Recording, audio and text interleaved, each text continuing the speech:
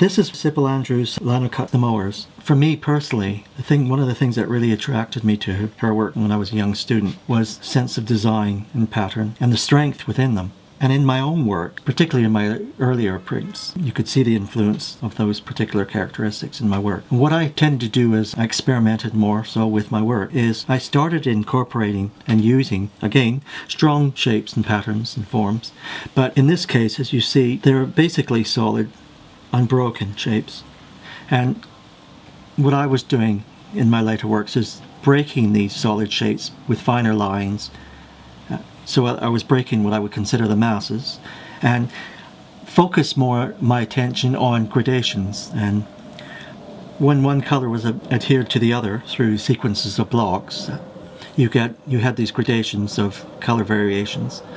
And with the Grosvenor school technique, it was an all-over printing, and basically was the technique that Claude Flight taught. And what Claude Flight was teaching was an overall printing, basically. So color evenly distributed and not to focus and your attention on a specific area. In other words, about this idea about light and dark shading to get a sort of more three-dimensional quality. In my own later works, I became predominantly more interested in that, getting and achieving those effects, and branched out and really focused my attention on that.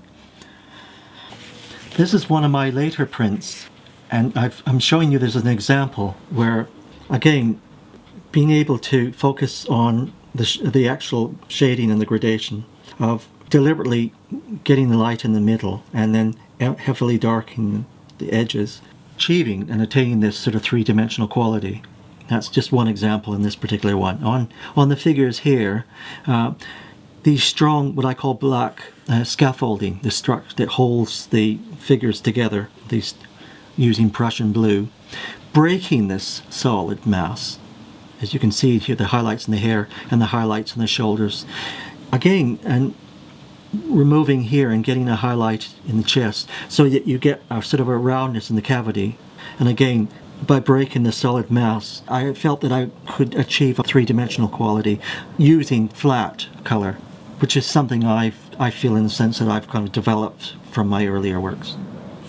The art of the Kwakwaka'wakw Nation, who lived in around Vancouver Island in British Columbia, Canada, played a major part in the influence of my early work as a young artist.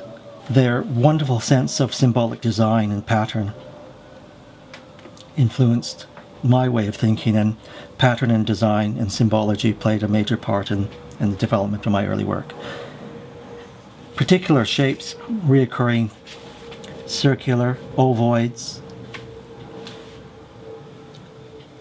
particular shapes they call the U form, the U shape, creep up in my own work, consciously or rather unconsciously, and connect me to that early influence. This particular linocut, titled In Full Circle, shows the influence of that culture within my work with these stylized wolf head and ovoids, circular shapes.